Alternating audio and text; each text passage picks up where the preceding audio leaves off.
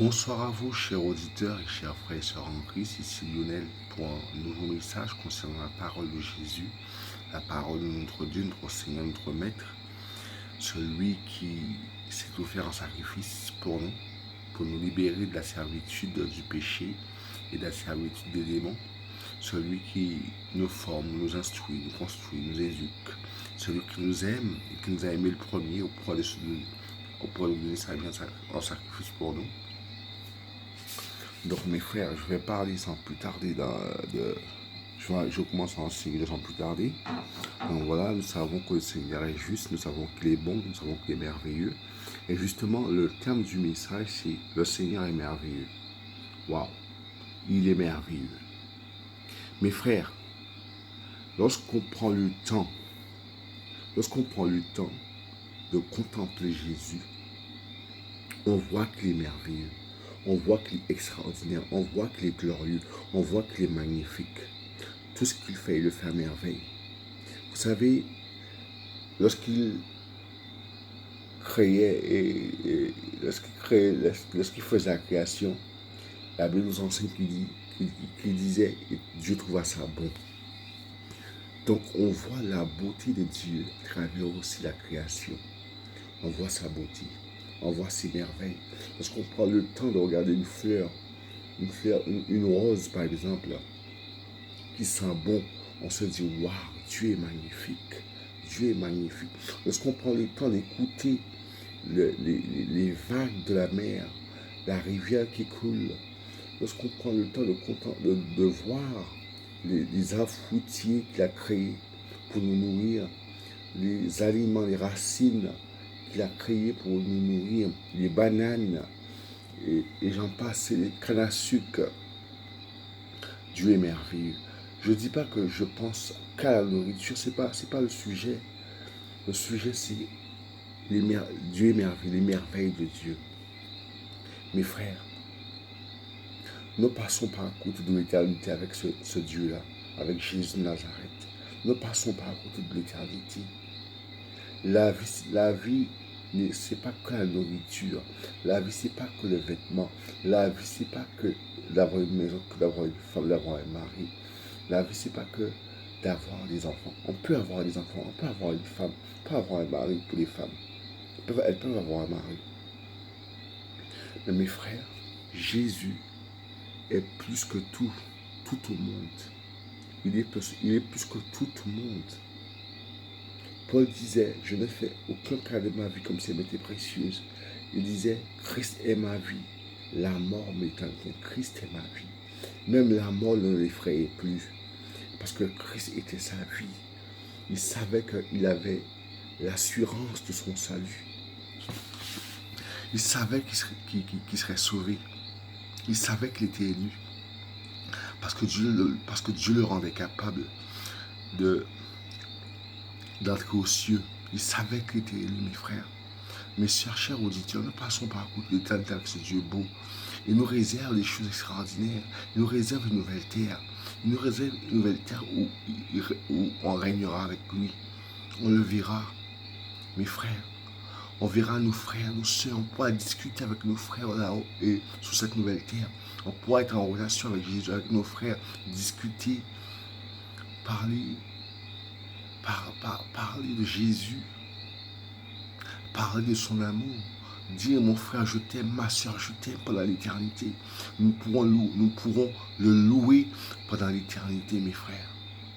Nous pourrons le louer pendant l'éternité, l'adorer, l'aimer, prendre le temps de le chérir, prendre le temps de le contempler. Et il va nous enseigner pendant l'éternité. On sera enseigné. On va apprendre des choses, de nouvelles choses. Et il faut savoir que sur cette terre aussi, là où nous sommes, nous apprenons chaque jour de la part de ce Dieu-là. Il est tellement merveilleux, il est tellement glorieux. Rien ne le surpasse, rien ne l'égale. Il est tout puissant, il est glorieux, il est magnifique. Mes frères, apprenons à l'aimer. Apprenons à l'aimer pour ce qu'il est. Apprenons à le connaître. Le connaître, c'est vivre. Je répète, le connaître, c'est vivre. Le connaître, c'est avoir de l'amour. Le connaître, c'est avoir de la joie. Le connaître, c'est avoir de la paix. Le connaître, c'est avoir du repos. Donc mes frères, ne passons pas à côté de l'éternité avec Jésus. Ne passons pas à côté. Vous savez, le Seigneur est avec nous chaque jour. Il nous prouve sa fidélité. Chaque jour, il est là. Chaque jour, il est en nous. Chaque jour, il nous soutient. Chaque jour, il nous relève. Chaque jour, il nous fortifie. Chaque jour, il nous encourage à tenir bon. Et vous savez, il a dit, c'est par beaucoup de souffrances, par beaucoup de tribulations qu'il nous faut parvenir au royaume des cieux. Donc, mes frères, nous devons souffrir pour être sauvés. Nous devons souffrir. Et justement, la souffrance permet de nous former, de nous encourager. La souffrance permet de nous briser pour que le Seigneur se révèle. Je répète, la souffrance lui permet de nous former. Et la souffrance lui permet de nous briser afin qu'il se révèle à nous. Donc mes frères, n'ayons pas peur de souffrir pour Jésus. N'ayons pas peur. N'ayons pas peur de lui obéir. Il est un Dieu saint, il est doux. Il est doux, mes frères, il est doux. Jamais il ne fera de mal. Jamais. Certes, il est notre Père et il peut nous corriger. Mais pour nous faire du mal, non, jamais. Jamais il nous fera du mal. Il veut notre bonheur. Il veut nous voir joyeux. Il veut voir les femmes joyeuses. Il veut nous voir heureux. Il veut nous voir, je dirais, brillants. Le Seigneur a tout donné pour nous. Il a donné sa vie. Il a tout donné. Donc mes frères, c'est à nous de le remercier en lui obéissant. C'est à nous de le remercier en faisant ce qu'il demande. Jésus veut juste nous aimer, juste nous communiquer son amour, juste nous communiquer sa joie, juste nous communiquer sa paix, juste nous communiquer les dons, des dons et nous faire ressentir les fruits de l'esprit, la maîtrise de soi, la fidélité, la douceur, la tempérance, et tout cela, j'en passe. Mes frères, excusez-moi, Jésus a tout donné. Qu'attendons-nous? Que voulons-nous de plus? Qu'est-ce que nous voulons de plus que Dieu fasse que ce qu'il a fait le plus important? Que voulons-nous qu'il fasse encore? Il n'y a plus de sacrifice pour le péché si on pêche volontairement. Qu'attendons-nous de ce Dieu-là? Il a dit à Paul, ma grâce te suffit. Ma grâce te suffit.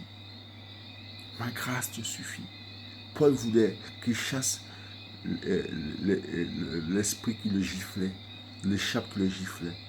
Il lui a dit, ma grâce te suffit. La grâce de Dieu nous suffit amplement. Sa grâce nous suffit, mes frères. Nous avons juste besoin de rester dans sa présence et de le contempler, de l'adorer, de l'aimer pour ce qu'il est. Et il nous donne son amour pour qu'on l'aime.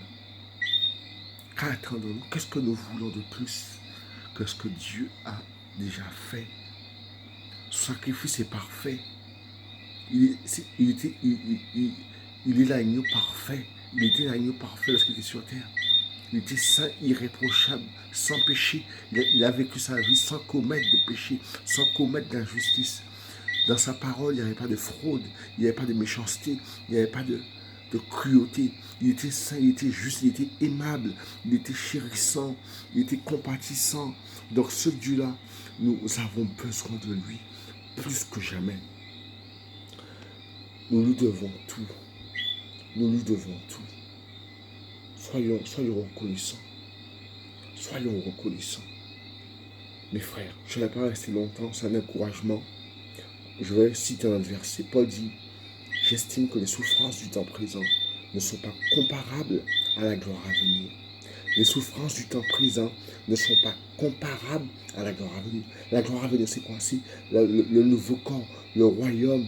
Mes frères, il me montre le paradis. Je vois des fleurs dans le paradis. Il m'a montré ça en esprit. Je vois des fleurs dans le paradis. Des fleurs. Mes frères, j'ai envie de vous dire que aimons Jésus. Aimons-le. Aimons-le. Aimons-le. Aimons-le. Aimons-le. Il est amour. Ne cherchons pas forcément les miracles. Cherchons l'amour. Et le reste viendra après. Cherchons l'amour de Jésus. C'était Lionel, disciple au service de Dieu et à vos services. Passez une bonne soirée. À bientôt.